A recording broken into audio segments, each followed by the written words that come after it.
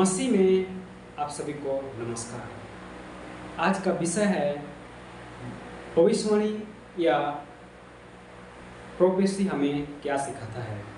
भविष्यवाणी या प्रोफेसी हमें सिखाता है कि यीशु का पहले आगमन और दूसरा आगमन और भविष्य में क्या क्या होने वाला है, और यह भी सिखाता है कि यीशु हमसे कितना प्यार करता है और हमें उससे मिलने के लिए तैयारी करने की ज़रूरत है। तो हम लोग यहाँ पर देखते हैं दो चीज़ हम देखेंगे कि भविष्यवाणी किस तरह से लोगों तक पहुँचाया जा सकता है और इसका विधि के विषय में और उसका रीजन क्या है, इसके बारे में हम लोग सुनेंगे कि भविष्यवाणी पहुंचाने का एक मीडिया ये है कि ये नबी और ईश्वर का सच्चा ईमानदार सेवक के द्वारा, और इसका विधि है कि dream, vision and word of the God, आप स्वप्न, दर्शन और परमेश्वर के वचन के द्वारा लोगों तक पहुंचाया जा सकता है। जैसे कि परमेश्वर का वचन लिखा हुआ है और उसको हम स्टडी करके लोगों को बताते हैं। और इस तरह से आइए हम गिनतियों की किताब 12:6 में हम पाते हैं, ये इसके बारे में अच्छी तरह से बताया गया है।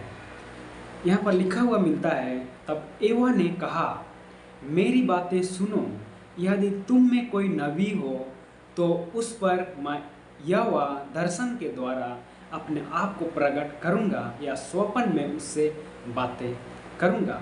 यहाँ पर हम क्लियर बाइबल का वचन में कहता है, और हम देखते हैं कि इसका रीजन क्या है, इसका कारण क्या है। बुक ऑफ आइज़ाया 42 का 9 में हम पाते हैं, देखो पहले बातें तो हो चुकी हैं, अब मैं नई बातें बताता हूँ, उनके होने से पहले मैं तुमको सुनाता हूँ। इस तरह हम पाते हैं।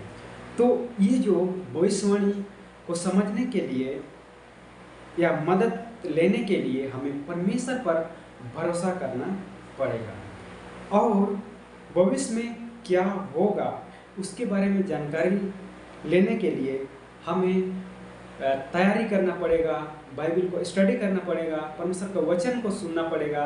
तभी हम भविष्य में क्या क्या होने वाला है और इसको हम जानेंगे तो हमें आश्चर्यचकित नहीं होगा, और इस तरह से हम अच्छी तरह से उस जो भविष्य में घटनाएं घटेगी उसको हम देखेंगे, और उसके बाद यीशु मसीह का दूसरा आगमन होगा।